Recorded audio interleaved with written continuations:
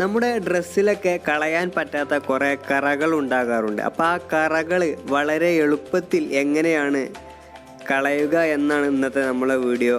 അതായത് നമ്മുടെ വീട്ടിലെ സാധനങ്ങൾ കൊണ്ട് തന്നെ വളരെ എളുപ്പമായിട്ട് എങ്ങനെയാണ് ആ കറകളൊക്കെ കളയാം എന്നാണ് നമ്മൾ ഇന്നത്തെ വീഡിയോയിലൂടെ നോക്കുന്നത്. അപ്പം വീഡിയോയിലേക്ക് കടക്കുന്നതിന് മുമ്പ് എല്ലാവരും ഈ ചാനൽ സബ്സ്ക്രൈബ് ചെയ്ത് അടുത്തുള്ള ബെല്ലൈക്കൺ അമർത്തുക. അപ്പോൾ ഓക്കെ, നമുക്ക് നേരെ വീഡിയോയിലേക്ക് വിട്ടാലോ.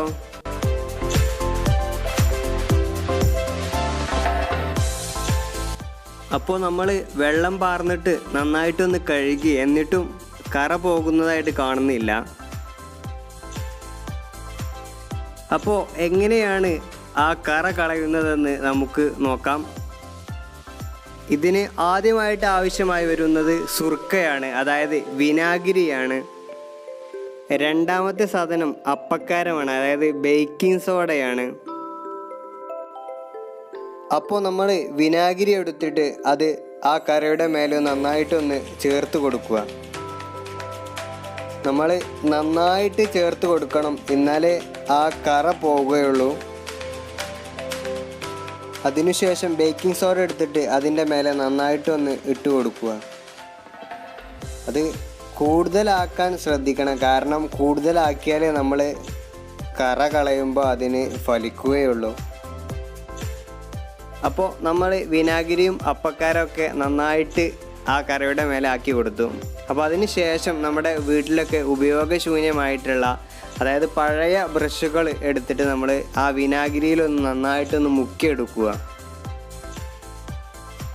അപ്പോൾ നമ്മൾ വിനാഗിരിയിൽ മുക്കിയെടുത്തു. അപ്പോൾ അതിന് ശേഷം നമ്മൾ ആ അപ്പക്കാരത്തിൻ്റെ മേലെ നന്നായിട്ടൊന്ന് വരക്കണം,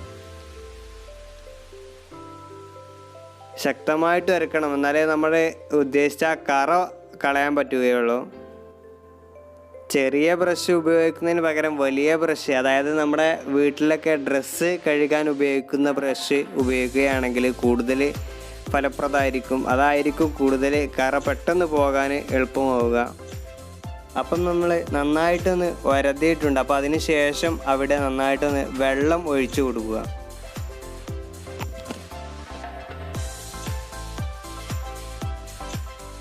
ഇപ്പോൾ നമുക്ക് കാണാൻ പറ്റും കറ ഏകദേശമൊക്കെ പോയിട്ടുണ്ട്.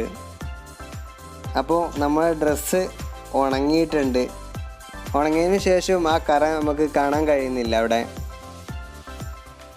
അപ്പം നമ്മൾ ചെയ്ത ഈ വർക്കിൽ അവിടെ ഒരു കെമിക്കൽ റിയാക്ഷൻ നടക്കുന്നുണ്ട്. അതായത് നമ്മുടെ അപ്പക്കാരത്തിലെ സോഡിയം ബൈകാർബണേറ്റും അതുപോലെ തന്നെ വിനാഗിരിയിലെ അസറ്റിക് ആസിഡും തമ്മിൽ ഒരു റിയാക്ഷൻ നടന്നുകൊണ്ടിട്ടാണ് നമ്മുടെ ഈ കറയൊക്കെ അവിടെ പോവുകയുണ്ടായത്. ശരിക്കും ശ്രദ്ധിച്ചാൽ നമുക്ക് കാണാൻ പറ്റും കറ ശരിക്കും പോയിട്ടുണ്ട് അവിടുന്ന്.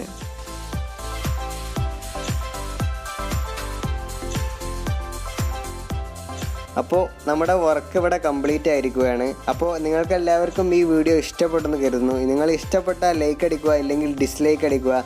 താഴെ കമൻറ്റ് ബോക്സിൽ കമൻറ്റ് ചെയ്യാവുന്നതാണ്. ഈ വീഡിയോ നിങ്ങൾക്ക് ഇഷ്ടപ്പെട്ടെങ്കിൽ തീർച്ചയായിട്ടും നമ്മുടെ ടെക് ബേസ് എന്ന യൂട്യൂബ് ചാനൽ എല്ലാവരും സബ്സ്ക്രൈബ് ചെയ്ത് അടുത്തുള്ള ബെല്ലൈക്കൺ കൂടി അമർത്തുക. അപ്പോൾ നമുക്ക് നെക്സ്റ്റ് വീഡിയോയിൽ കാണാം.